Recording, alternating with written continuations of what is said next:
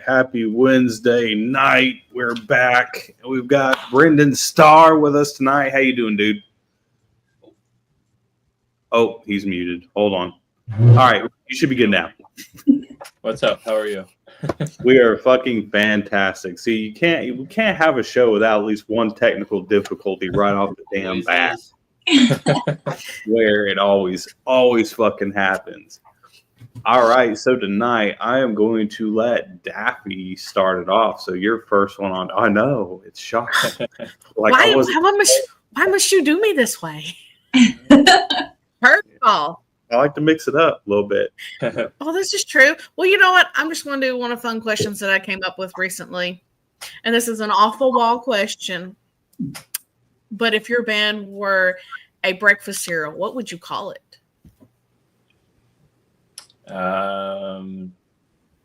Shooting Stars. Ooh, Nice. I like that. You threw him right the fuck With the two R's. Now, would you have marshmallows in it or no? No, because I'm very health savvy. So usually the marshmallows are kind of trash nowadays. Yeah. They don't taste right no more. No, and I don't like the way the milk tastes after they soak in there. Dude, the marshmallows are fucking disgusting. I'd have to have some kind of cool toy put in there, though. Oh, Do they do that anymore? Maybe some cool trading cards or something. Oh, I'd like that. I haven't seen one that does the toys anymore. They used to do that stuff. I don't think they do anymore. I haven't seen toys in cereal boxes since I was a kid. Oh my gosh, right? That was a long God, I hadn't even really fucking thought about that. I know, right? Like they stopped doing that stuff. I don't even know. Maybe late 90s or something. I think the early 2000s. Early 2000s. Yeah, that's when I last remembered it. I think Post used to do it a lot. They used to put a lot of baseball cards and stuff in. Yes. Yeah. Like the what was it? The Honey Bear. Honey Bear used to do it a lot. They'd have Honey Bear or something like that. Yeah, what was it Golden Smacks or something that? Yeah, there you go. Oh yes, those are they the used best. to put the baseball cards in there a lot and random little shit. Captain Crunch used to have toys too. Yeah. Mm-hmm. Kellogg's, you would get bowls or something, a limited. Yes. But a Star Wars bowl or something you could send in. I think I sent it before for some rare VHS Star Wars or something. I think that's where I got my Shrek bowl. Yeah. We always bought the generic cereal, so no toys for us. The UPC off the back, you'd have to cut it off the cardboard box and ship it in an envelope stamp. I do remember. He was able to get DVDs like that too, of certain old random movies. Yeah. What the fuck? All right, Meg, you are up on deck. Yeah. Have you ever met a fan and had that interaction just leave you completely speechless?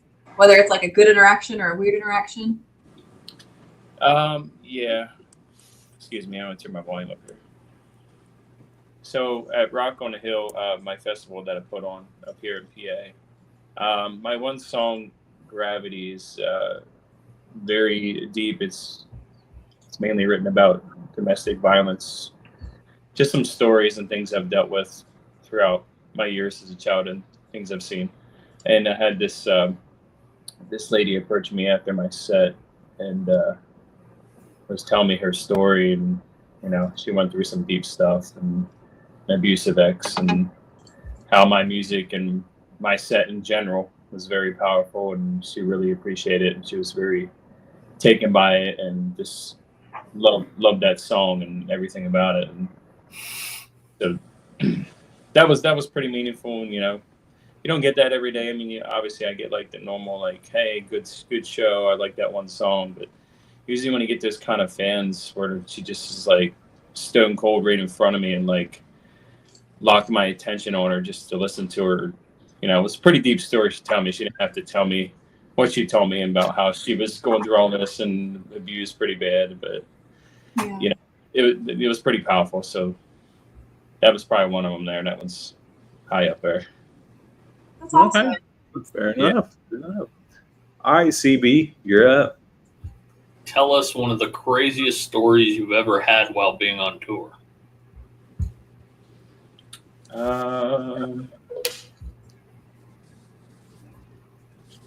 Let's see here. Trying to go back. I think it was. I did a couple days of rehab 2 summers ago, and it was my first time. I didn't, since it wasn't too far away from home these dates. I just took like my SUV that I had at the time, and I was pulling a trailer. And I remember after the show, we were in Virginia Beach. It took me an hour to get this trailer turned around to go in the right direction. Everybody's waiting on me. I'm getting so mad. Like, I was doing the whole Austin Powers, the first movie where he's backing up and pulling up like 20 times. Yeah. I'm doing this just for like a little mini SUV and the U-Haul trailer. I back it up like 2 inches. I'm jackknife. I pull up again thinking I got it right. I start over. And the guys are getting so frustrated, and I'm getting so mad. I'm like, oh, hold on. It's like the 20th time. And then finally, I gave up and tried to do a big U-turn in this alley. And even then, that took me 10 minutes just to get around and like run over a curve. I gave up after 20 tries. Something about a little SUV trying to pull a trailer. You literally got to turn the steering wheel like micro increments, I would just be like whipping it too far, and all of a sudden, bang, and be jackknife it. It was funny at the same time, very frustrating, because I was like, my first time really experiencing like pulling a trailer without a van, and it was pretty fun. That's not easy. Like, it took me forever to learn how to drive with a fucking trailer, and it is, when you're first doing it, it is fucking stressful as shit, especially if like you're in a big ass city and there's really nowhere to like really like turn around. And some of these venues you go to, load in and load out is a fucking nightmare. It is a nightmare. Like, kind of like if you're doing load in or load out at the Wormhole in Savannah, Georgia. Oh wow, that's funny you bring that up. I just played there back in March. Oh, I know. I actually tried to come to your show, and I couldn't end up making it happen because of my work schedule, but I tried to come. I'd like to come back there. I played there, and not to knock on the venue, but there was like some miscommunication there, and then we never had like an opening act. We were supposed to have some kind of opening act or like a comedy show open for me, and we roll in there, and they got their dates mixed up or something like that, and I pretty much had to just put on like a one-off showcase, just me. Wow. Yeah, it was fun, but it was a little weird. Okay, well, and the dildo crane machine was a little fun. You ever play that machine in there, the dildo crane machine? I've seen it, but I've never messed with it. Like we were just there. What was it, like a month ago? CB for a show.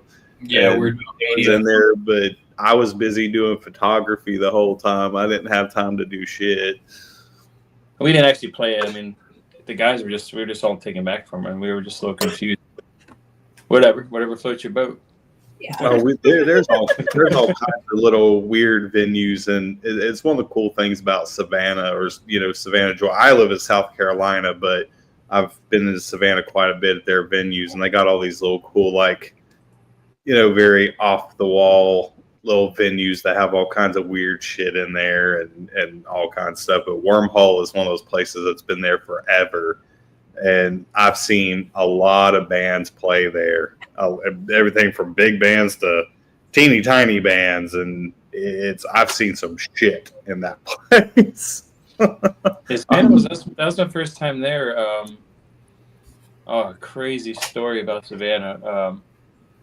I know there's like a really like rough part of Savannah, and I'm not familiar. My hotel was kind of in that area, and I was just thinking, well, I got the guys, the bandmates with me at the time. We got like I think it was like a Days Inn or one of those places, a good rate. Well, like it was bad, dude. Like it was like so ghetto, and our room, man. We were checking for like bed bugs, and we had like stains on the mattresses.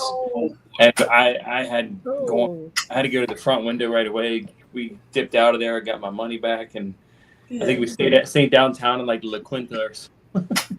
like that. Yeah, you gotta be real careful where you stay in Savannah. But downtown was cool. Like the historic part and like the strip there on the cobblestone street. That was River Street. Yeah. I'd go there again because we went and had lunch there at this one restaurant. I enjoyed that. Yeah, River Street's pretty dope, but yeah, there's a lot of real rough areas in Savannah. Yeah. All right, next up, I guess, is going to be with me. What inspired you, or who inspired you to be a musician? Was it a band, family member? I'm third generation singer and drummer in my family. I come from country roots. I grew up watching my uncle and my grandparents playing clubs and carnivals, going around the scene. My uncle went to Grand Ole Opry in the 90s. My grandmother has a record cut in this, I believe, in the 70s or 60s in Nashville. It never really inspired me to go that route. Like, I guess because of, kind of shoved down my throat so much as a kid that, like, as soon as I got a hold of, discovering like AC/DC or Metallica, like the first White Zombie record was my first CD I ever got.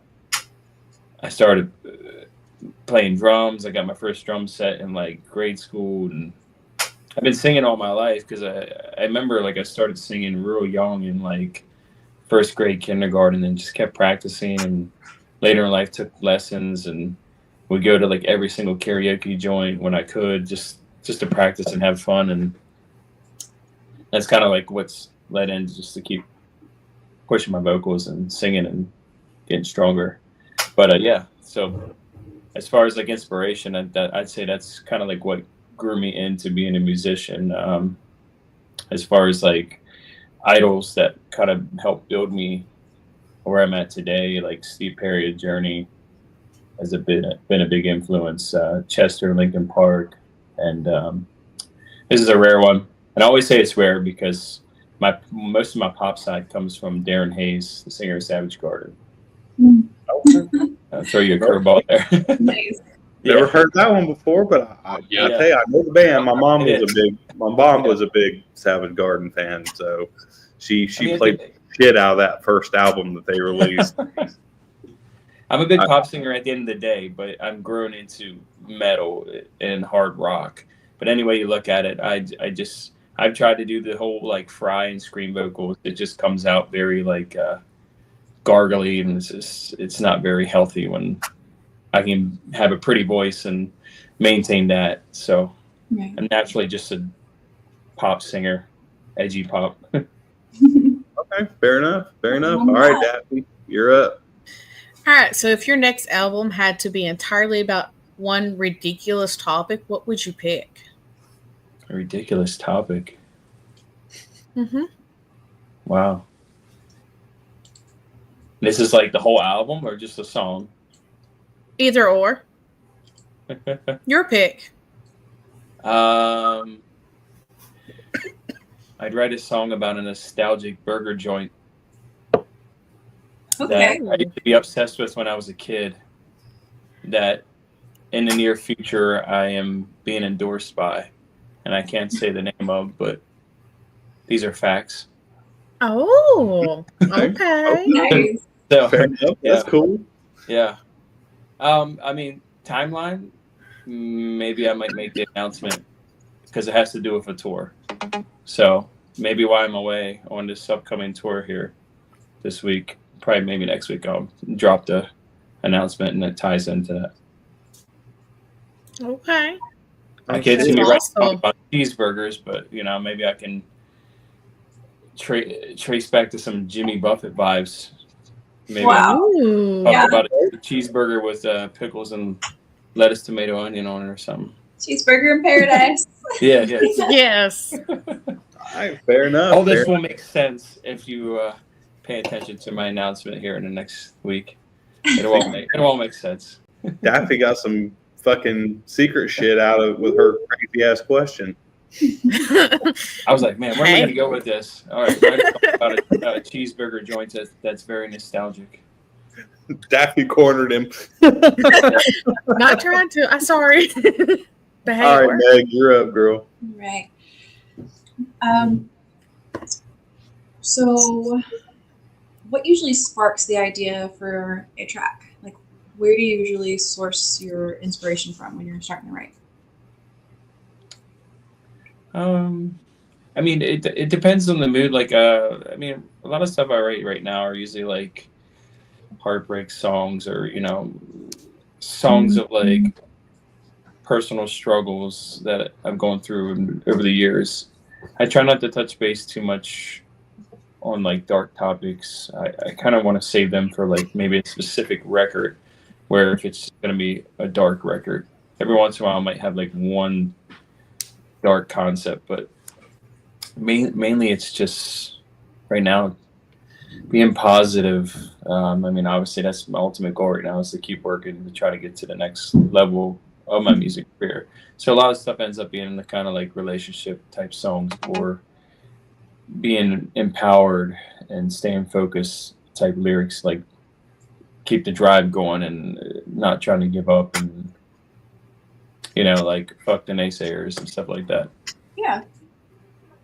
All right. Get that. All right, CB, you up. So this is kind of going back off the topic of the toy in the cereal box. If you could put your brand on a toy for your band, what would that toy be?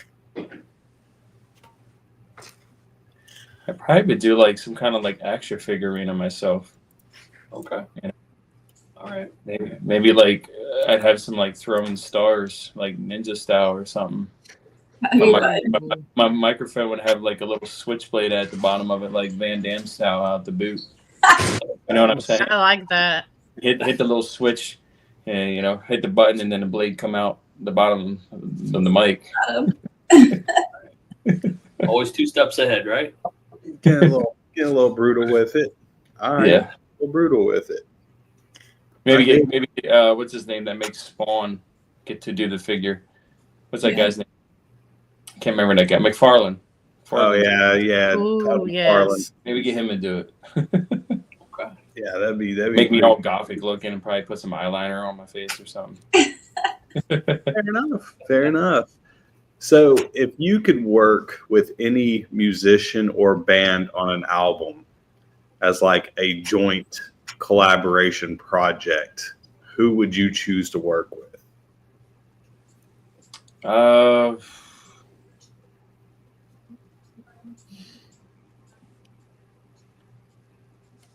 I have 3 in mind.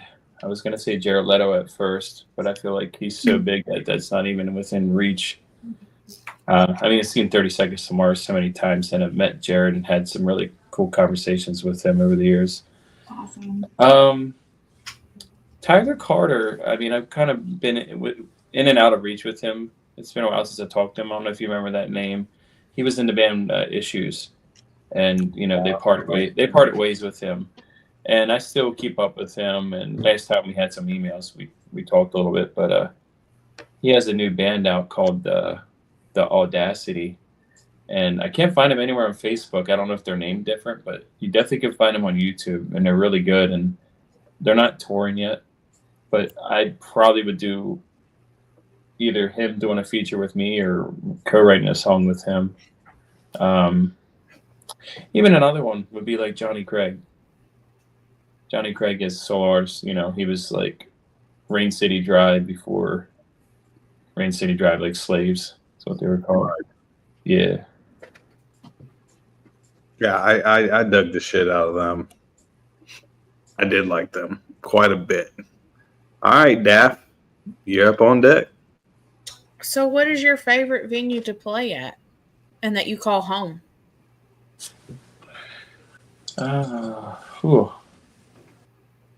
There's not too many really to brag about up here. I'm probably going to find some new ones here in the next week that I'm going to say are my favorite once I get down south. I mean, up my way, we have a venue called HMAC in Harrisburg. That one's cool. Trying trying to think of one that has a really good sound system that I played at. It's been a minute. I'm just gonna say HMAC up this way. So we're kind of like limited in the area. Like the closest venue to me is like an hour away. There was the Baltimore Rams Head in Baltimore, but it's not operating right now. But I used to do rehearsals there, and that place was phenomenal. But I'm sure I'm probably gonna find one on this tour that's gonna top HMAC, whether it's the Rooster or the Sanctuary in Biloxi. I hear good things about that place. Oh yeah, the Sanctuary is dope. Yeah, you'll love that place. I have not been to the Rooster. That's the one in North Carolina. Yeah. Yeah, I haven't been there either. I've heard about it, but I haven't been to it. All right, Meg, you're up. Tell me about the most embarrassing thing that has happened to you on stage. I'm pretty good at being on my P's and Q's. I never really like tripped or fell or slipped. That's good. Did equipment fail on you and you just had to wing it? You know, I was going to say two things. So there was one, the one track, one of the tracks on the wouldn't play or something was weird. It just wouldn't play, and we just were like up there standing for like 5 minutes, and I'm just like, forget it, rolling to the next song. That was a weird one. I had another one where something was bumped on the system, and we couldn't get the tracks to even upload.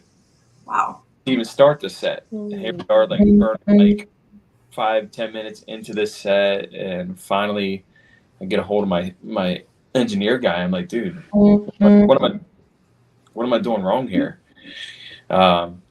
Yeah, so there was like 2 mishaps there, and a funny one right before as I was starting, one of my shoes was falling apart on stage. Like, I usually rock a lot of old school Reeboks on stage, so I had these pair of classics, and the whole sole was like, you know, the whole bag was just like flat when you walk, like whole like flip flop type deal. Yeah. And I liked the shoes because there was nothing wrong with them, but you know, they just didn't put enough glue on them joints. And I'm walking across the stage, and my whole shoe was like a flip flop. And the bartender's like, "Hey," she saw it and she stopped me, and I literally took my shoe off on stage, and she has some crazy glue at the bar. She's up there at the monitors, crazy glue in my Reebok to get together, and I'm sitting there stomping it on the stage, getting the glue to stick. Yeah. So I probably would have ate it if we didn't fix the shoe. You know, you never know. At that particular show, I probably would have rolled my ankle or something. Oh my god. Platypus Reebok. You know what I mean? Yeah. Fair enough. All right, CB, you are up. What is the most unique thing you've learned in life? Just I like to not keep my circle so big nowadays. I've learned to you know, there's a lot of people I talk to. I have a lot of friends, but there's also friends that I feel like they want something in return. Or since you know, people start to see you're starting to make some moves or something, so right away your inbox becomes an open book, you know. So I like you know, keeping certain people close to me, and I'm always open for conversations and up, but my trades, my secrets, or my technique, I like to keep that to myself. Unless you're really working with me or we're doing business together. This is something I learned. Like, at the end of the day, we're all trying to make music, and we're all trying to make it a career or business.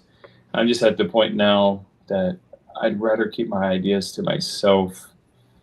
I'm all cool with having friends in the industry and bands, but you can only do that so much. And this isn't like an intervention answer to your question, but I just think, like, a good circle of trust there for the people you want to work with. Even like my bandmates, all these guys, they all love something about my music. At the end of the day, yeah, they didn't write any music with me in the studio because it's just me and the producer. But they appreciate me and they appreciate something about the music that they enjoyed enough that they want to play with me on stage every night and go on tour and not feel like I have to like give them something in return or I owe them some big favor because they played with me. It's not even about that. Right. Yeah. Okay. Sorry, I wasn't trying to get too deep.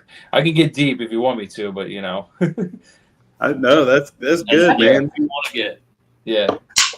That's good. We like it. We like This it. is just based off of past experiences, and it's not that I'm going down any rabbit hole to like pinpoint anybody in particular. It's just things I've come across as being a solo artist. Mhm. Whether you're a 4 or 5 piece band and you have guys all sharing like minds, some decisions. At the end of the day, I have to make the decision for everything. Right. You know, this goes for like any other artist that's really in my position where I have to call all the shots and I have guys that play behind me and we're trying to sell my name. I've had these discussions numerous times where people's like, well, man, why don't you actually have like a set band, you know, like guys that are actually, you're a band. I said, well, dude, that's cool and all, but at the end of the day, you're forgetting when I go in the studio, I'm like the one that's like co-producing everything. Unless I find another Eddie Van Halen or Randy Rhoads to be my guitar player, you know, and bring them on board full time, it's easy to roll in the studio and just have a guy write the guitar there with me, whether it's a session musician or the producer. Right. Okay. Fair You got a enough. long answer to your question. Yeah. So I guess mine's going to kind of play into that. What is, as far as you being a solo musician, what is one of the best pieces of advice that you can give to somebody who is wanting to go down that career path of being a solo musician? Just really trust the people you want to work with, and understand the financial side of things. Some can be rewarding, but it's very it can be very rough at times. So don't go like all hog wild at first. Like find like a good happy budget. You know, I have like 7 different designs of T-shirts. Do I feel like I should have 7? Yes, but at the end of the day, like I try to like not go so much above my budget when I'm designing new pieces of merch or something to have on tour. Don't get a shit ton of CDs and stuff made unless you want to. Like I stick to like stuff like that, like 100 copies, because nowadays it might take me a long time to sell 100 copies of CDs, considering the fact that everybody's got MP3 players and Bluetooth in the car. Yeah. Just be like-minded, like you're starting out. Just really know what you want to do. If you're a solo artist, if you're a really good solo artist like me, I don't play guitar. I understand in theory, and it's easy to write in the studio. So these guys can like do these one-off shows with their guitar and show up with like a little PA and do a one-off shows. But yeah, just know if you really want to stay with the solo artist gig, know your budget and don't like spend too much, because you know you're the band at the end of the day. You got to take care of the marketing. You got to pay for your website dues, your merch. You know, paying a booker if they need their monthly fees and stuff like that. When you got a band, you got a team of guys. Somebody's taking care of merch and somebody's doing the booking. Well, more than likely, that's how a band, to me, should work. Sometimes it doesn't work that way, but you know where I'm going with that. Like you guys, everybody's got a position or a role. Right. So now you're the solo artist. You got 3 to 4 roles that you got to take care of. Yeah. Right. I gotcha. All right, Daff, you're up. So, are you a morning person or a night person? I say a night person. I do have to get up really early when I go to work. I don't like that because I drive far. I have like an hour and a half commute every day. Yeah. So I say night because like I always want to like stay up late to watch like the next episode of a show real late or a movie just because I want to. I'm like, oh man, I gotta go to bed already. No, I want to finish watching this, and then it's already like 11:30. And then you're like, one more episode, and then I'll go to bed. Yeah, like right now, I'm trying to finish watching the new season of Twisted Metal. So I'm just like, all right, just continue. I think I got like 4 more episodes. Fair enough. Fair enough. All right, Meg, you're up. What are your road snacks for when y'all are traveling? What do you prefer to munch on? Let's see here. The last tour was like, well, he's drinking a liquid death water, so it was a shit ton of them. That flavor, preferably, which I think is peach. Mm-hmm. I won't know until this weekend because there's this one group. Shout out to Amy Stoner up this way. She does a program called Adopt a Band, and it's a nonprofit that they take donations. They'll have a list of what the band wants, and it's donations, whether it's like waters, Gatorades, or Red Bulls. So for me, it's like beef jerky. I have a bag already for the road, like Brazilian nuts. I love Brazilian nuts. And the ones I have are like Himalayan sea salt Brazilian nuts. Those things suck now because they doubled in price, I guess, because of tariffs or something. I used to get one bag every month on Amazon. They were like $12, and now they're up to like 22. Wow. Yeah, I know. For a bag, I know they've gained popularity. People are eating them because they're really good for you. Oh yeah, I mean, I'd love to see somebody who has them in like a butter form, Yeah. like a Brazilian nut butter. Ooh, no, that would be good. I feel like every time I go to the store and because I like cashews, Yeah, and like all the cans of nuts now, it's like you got to take out a small loan just to fucking buy them anymore. I'm like, God damn, what happened? you're better off going to like the Dower store, like Dower General, because they'll have them there marked way down. It's pretty much probably canned by planters anyway. I'm like, Jesus, go to Walmart and you're walking through there and it's like, holy shit. Yeah, And I feel like they're like raping the hell out of us to like eat healthy. If you want to eat healthy, you have to fucking pay for it. Mm-hmm. If you want to eat like Exactly. trash, then Oh, it's yeah. trash. But if you want to Eat all eat the time. healthy, we're going to charge the fuck out of you for it. yeah. I'm like, really? I hate that. Yeah. Kind of ridiculous, but whatever. All right, CB, you're up on deck, bro. All right. So, on the genre of horror films, what is your favorite? As far as films, or one in particular, because that's gotta be a hard answer. Ooh. Either or, whichever you want to answer. Top of my head, some of my favorites. I like Nightbreed. Clive Barker's Nightbreed. Okay. Somebody actually knows Yeah. that fucking movie. I mean, I obviously all the Freddy franchise, even like the cool one, the versus Freddy versus Jason, just alone because the soundtrack was phenomenal for that particular movie, and I think it was what Roadrunner Records had that soundtrack. Yep. He had so many like breakout bands on there. Another one, this is a rare one, and it's a soundtrack movie. This is probably one of my top 2, 3. Oh my God, Strangeland. Strangeland, yeah, D. Snyder's Strangeland. D. Snyder, but now if you go to the end credits, you have the unedited version of Bull God by Kid Rock. You have Cold Chamber's Loco, I think, and you have a live version of Seven Dust doing Bitch or Black, or I think it's Bitch or Black. Mm-hmm. Yeah. So Yep. one movie goes to the end, and you got 2 music videos and a Seven Dust concert in the credits. So that's also where I discovered this industrial metal band called Bile. And The guy's like ripping his nose off or whatever. Yeah, he was actually on Yeah. stage in the movie. Like they had the latex mask, were like ripping the shit off. Oh yeah. Oh wow.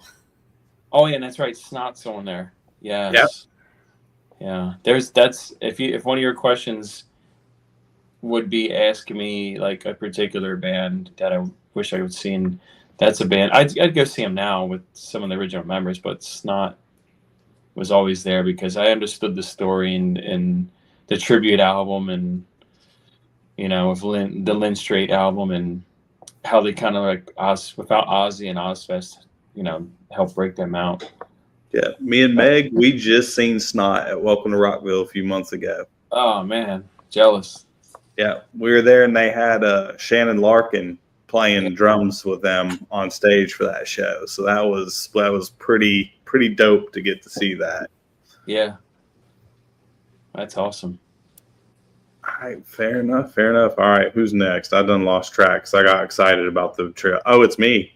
Yeah, see, I got off track. He mentioned damn fucking Strangeland, and I got all super excited and started fanboying out over it because, like, you don't find very many people that know about Strangeland. So that was early Lionsgate days before Lionsgate. Arista or whatever. Yeah, pictures or films. Yeah, because like I've mentioned Strangeland on the show probably many times, and people look at me and they're like, "What? Dee Snider did a horror film?" I'm like, yeah. It's one of them films. It was ahead of its time with the shock value. It was the film that was before you got your Sauls and your Hostels. Like those are the two movies that really started to push the edge of like that gritty like horror where it's like it's the stuff that you don't want to deal with, like Blades Against the Skin, where they got the EQ cranked and you're supposed to feel what it's like with the blade going across your back, bare skin, like stuff like that, with the tortures and all that stuff in that movie. Oh yeah, Crazy. I mean, that movie was nuts, and he also had some like big horror movie icons in there because Robert Englund is in that movie, and there were several others that were had little cameos and stuff like that in that movie that was really fucking cool. So and it was a big soundtrack movie, and that's the first two I think of every time we talk about like heavy metal or hard rock soundtracks. It's always either Freddy vs. Jason or Strangeland. Nice. Every single time. All right, so if you could spend 24 hours with any musical icon that is dead, who would you choose to spend that time with? Probably Ozzy. Yeah, I would have too many questions for him, with fanboying and letting him listen to some of my music, and it'd be fun to see what he'd think, just because I feel like he likes a lot of music. There's certain like music out there that drives him crazy, just from binge watching the Osbournes again, and it was so nostalgic to go back and almost felt like I was at times like reliving the moments in the house with them. So I felt really bad when he passed away, and I was actually glad that I've gotten to see him twice, solo and Sabbath, on 3 different Ozfest occasions. And if it wasn't for him, I don't think I would have kept pushing forward with heavy metal and just being really big in discovering bands and being like my own streetwise, like my own street team, supporting a lot of these bands. In fact, I have, it's just a coincidence, on my desk here, I have original tour poster from 2001, which has like Mudvayne was like the headliner on it that year on the side stage, Taproot, Nonpoint. It was an interesting lineup. So they had like Hatebreed, what was there, Spine Shank, Union Underground. Those two were on the side stage. I remember that. Yeah. That's awesome. I got to see Pantera, original lineup. So, I mean, that was iconic. I didn't even know how to take that because I was on the lawn watching that and just getting to see like Walk and Love. Yeah. I did get to see the Pantera original lineup. I never did get to see Ozzy. Never. I went to 2 different Ozfests, and I always ended up, something would happen and I would have to leave before fucking Aussie played. Oh wow. Both times I got screwed out of it and was like, what the fuck? And then I just never got my chance. But I did get to see Pantera. I would like to see the new Pantera too. Just say, but I've seen both sides of it. All right, Daff, you're up on deck, girl. All right, so if you can be sponsored by anybody that's like just off the wall that people wouldn't think, they're sponsoring him, who would you want? Off the wall, not music related. Not music related, off the wall. There we go.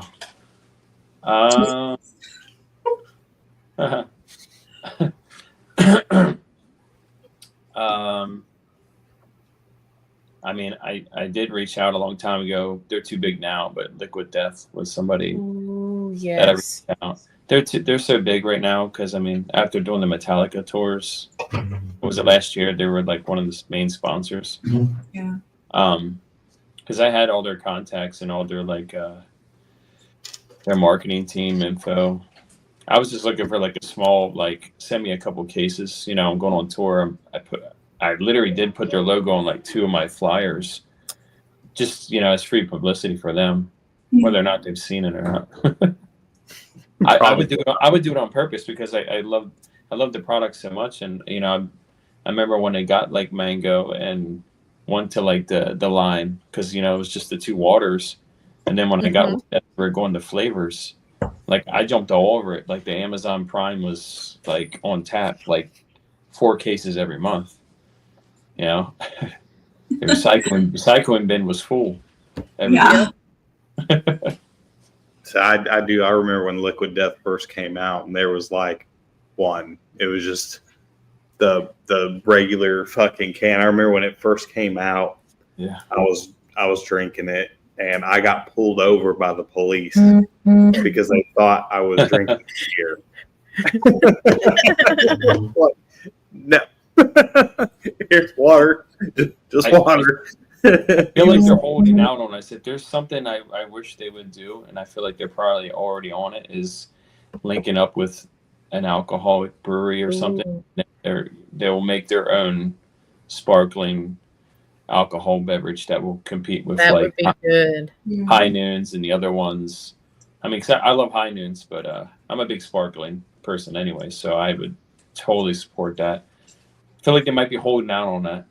If that's a pipe dream, maybe it'll come true. Maybe. I like to see them do that. Like to take some of these flavors and link up with a brewery company or something. Yes. I mean, they kind of have to. They go for all these like crazy slogans and heavy metal and gore. You think they're gonna jump on the alcohol train here sometime soon? Oh, I'm sure they will at some point. I mean, the alcohol water seltzers are getting so big now. I'm not a big fan of them. Some of them I'm okay with, and some of them I'm like, because I'm not the High Noons. Like I've tried them and they're okay, but I'm not a big vodka person. I just. For me, they're like a build up. Like have a couple of them. Then if you want to have something on the rocks or something like that, at least you got a couple of them in. You're not really trying to build up to getting all shit faced real quick, unless that's your thing and you just want to call it a night early. No. I'm more of a beer person. I like my beer. Me and liquor, we don't get along. I like some crazy IPAs. I try all kinds of different IPAs and stuff like that.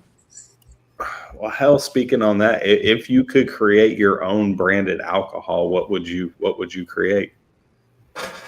It'd be inspired by this beer I had years ago. It's no longer around. It'd be like a cross between like a wine and so it'd be an IPA, but it'd be like an 8.5 beer. So like a blueberry like lager or something like that. Some kind of IPA. But have like a wine smoothness to it, almost like a grape texture, but be strong as shit. Because this one that I had, it was distributed by Coors, I believe, and it was a blueberry lager, and it was 8.5. So I was hooked on that, and I love ciders too. I used to get Smith and Forge for years, and then they kind of went under. So I'd say between those two, a really strong cider or a blueberry lager that's don't have a shitty bitter beer face type. That sounds good. I think it was called Wild Blue. I could be wrong. It might be called Wild Blue or something like that. Weird. I never heard of that, and I drink Coors. Like that's like my primary beer that I usually drink, and I had no clue that they ever did that. Yeah, it was it was at like a lot of the local like quick stops up here, like Rutter's and stuff, and one of the local restaurants used to have it on tap. I believe it was like a blue bulldog on front of it, and can't really remember much of the logo. I was kind of bummed because it was legit. It had that smoothness to it. Like if you liked wine, you can have a couple of them and probably get fucked up real quick too, being as they were pretty strong. Because isn't that like I think Busch now has like a apple beer or some shit like that? Yes, I think they do. Like, yeah, I think Busch Light has some kind of apple thing, which I'm not fucking drinking Busch. That's just not happening. I could go low, but I ain't going that low. Well, I guess there's lower. I guess you could always go with like something like PBR. Oh. I don't mind PBR. At that point, it's just like water and like a little urine in it, ain't it? I gotta have like a couple of beers before I. I don't even like drinking this. This is just what's in the fridge right now. I'm not a big soda person, but for now, Something. I'm out of sparkling waters currently. All right, Daffy, you are up on deck, girl. Wait. Oh. Didn't you just? I think you just. I just went. Oh, yeah, okay. All right, Brenden, you said you did karaoke to like kind of get more confident growing up. What's your go-to karaoke song? Oh man, my go-to karaoke song. Oh, that's another hard one because I used to do competitions and stuff. Nice. It was there for a while. I always got asked to do Journey, Don't Stop Believing. And that's always a hard one because you want to go up there, and if most people are looking for you to like nail those runs, and then you'll get like people that will sing that, and it'll be at the end of the day, it's karaoke, right? Right. But like, if people knew that I'm a musician outside of karaoke, so it's like, okay, I can't. This guy's called me out to do Journey, so I got to try to deliver this as much as I can. You already had like a beer or some shit, or you're not warmed up to really do a song like that. Exactly. So that was one I always got called out for. This Sunday night karaoke joint I used to always go to. This guy would always ask me, "You got to do Journey tonight, man?" And I'm like, "Oh man, like I love that song, but like you gotta have your vocals warmed up. He's just balls deep into like doing Don't Stop Believing. Like at that point, you just kind of half-ass it or like go a half step down, and then you make it sound horrible. And at that point, you might as well sing it like Creed style or something. Right. In between that and like I always got asked to sing Fall Out Boy's "Sugar We're Going Down." That's a good one. Yes. I used to do Gavin. I had that happen to me. They were like, do an Evanescence song, and I was like, oh my god, sure, yeah. Like I'm not warmed up for this, but let's do it. That's another one that gets overly karaoke to wake me up. Mm-hmm. Sometimes you're good, but sometimes you always got that one guy that's like trying to like act like he knows the rap parts, and he's just like stumbling all over the screen, or it's hilarious. So, but yeah, Gavin DeGraw was another one I used to do. Oh wow! Not over you. Yeah. Wow. It's funny because years later, that's a song that I remade, and that's on YouTube. It's a single that I have. So I did my version of that song that's out, and it's going to be on a compilation I'm releasing hopefully later this year, where all my current remakes will be on one album. So that way it's easier to find on Spotify. I mean, I did a couple now, like a Richard Marx, Should Have Known Better. Mm-hmm. I did a Dua Lipa song. My best one is The Freshman by the Verb Pipe. That one is kind of got me a lot of good publicity because Brian, the singer, loves it, and we got to meet up and talk about it in person. So, yeah. Excellent. If you're doing some of your homework, I don't know. Sometimes we do. Sometimes we. It's all good. I get it. It's all right. All right, CB, you're up on deck. what is the single board game that gets you amped up and fired up about when you play it? Board game. Ooh. Dude, I am an intense Monopoly player. Like, Yes. Yes. dude, I get like, I'll get pissed if you're just like over there acting like playing like bank teller and stuff over there. Like, dude, are you gonna roll? Like, let's go, man. You thinking about buying Park Place? Come on. Like, dude, we were at a party one time, and man, we were like 2-3 hours deep because we were playing old school Monopoly. And now I love the fact that you got like that third dice that speeds up around the board quicker.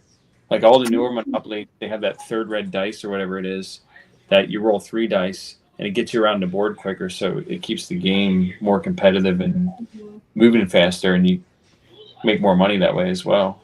I actually have the Monopoly I have right now is the one that's got the digital like credit card joint, like the card machine. Wow. I haven't played any of those versions. Yeah, well, the board's shorter too. I think because I'm looking at it right now, it's in a bin. I think they eliminate some of the stops, but you got a credit card and like you don't have the paper money to lose and get it all wrinkled and shit. You kind of just put your card in the machine and it makes the deposit for you. Yeah, it's pretty cool. Fair enough. Fair enough. Crossfire was another answer I was going to give you. I haven't played that in years, but I think I would work a sweat job over that, man. I'd probably get out of hand with that. I'd probably flip the game. Like I'd get too into it. Sounds like you would like Redneck Lock. Just going crazy with the shooter thing, trying to like hit the little like ninja star looking thing or in the triangle, whatever that was. Huh. You guys ever play that Crossfire? Oh, Crossfire? I remember it. Oh my God. I do remember it. I could just see me there. I'd be like sweating on the board. I'd probably have to wipe the board off of my sweat because I'd be getting too into it. Theme songs in my head now. Yes, and the kid's there. The kid got the awesome leather jacket on. He's all pounding the board. And I remember me and my brother fucking going ham on Hungry Hungry Hippos, and we'd break that shit almost every fucking time. You're beating on that fucking thing to hammer off. Eat all the goddamn marbles or whatever it was, and you're just beating the shit out of that thing. We'd break it every damn time. What about that I got it for like Christmas when I was like 4. That fishing game, man. I used to get so mad at that thing. Where it says and spins. You got They come around, open again. You're down to like a little fishing rod. Yeah. I get so mad. I'm like, dude, if this thing's rigged, I just take him out my hand. Get over here. Got it. Yes. I also remember. Oh no, I like bite my finger. Like I stick my finger in there and I pretend. You noodled it. You noodled that fish. It's still legit. It's still legal. Also, I don't know if y'all remember it be that fucking game, Mousetrap. Oh yeah. It took like 10 hours to build it, and half the time it was like falling apart before you could even get it all the way up. I just spin it through the contraption, and that's all I do. Forget the little cheese cards and all that. After that, it was just I took like GI Joes or something and like jumped on it and made it like they're like Ford or something. Right. You set that whole game up, and you'd get it right there. You're like, all right, cool. And you go roll the dice, and it hit one of the things, and then the whole goddamn thing would fucking come down. You're like, fuck it, I quit. Here's a crazy one. My cousin had. Do you remember that game? And I never had it. This is old. Dizzy Dinosaur. Yes. No. You wind that dinosaur up, and I guess if he would spin all over the board, and I guess the object was to not have him like knock your barrels or something over. Mm-hmm. That's exactly what it is. There's the Dan.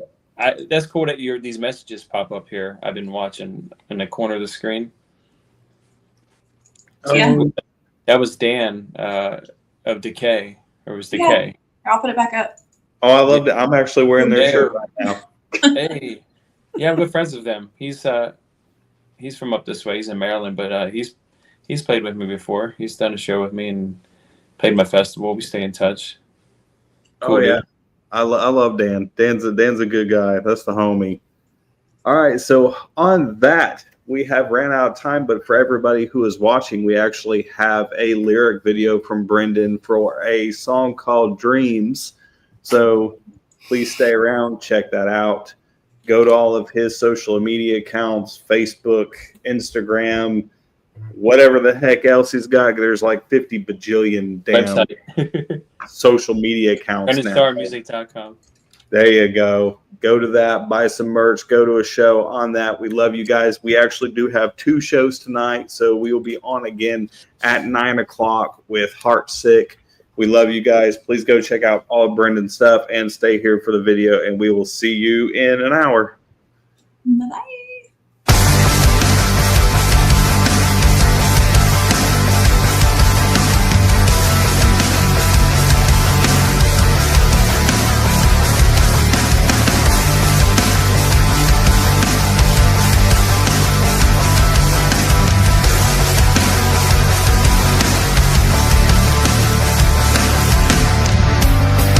Stars in the skies, I close my eyes. Everything is dark, and a picture of you and a broken heart. But all those things that you gave me, I was struggle.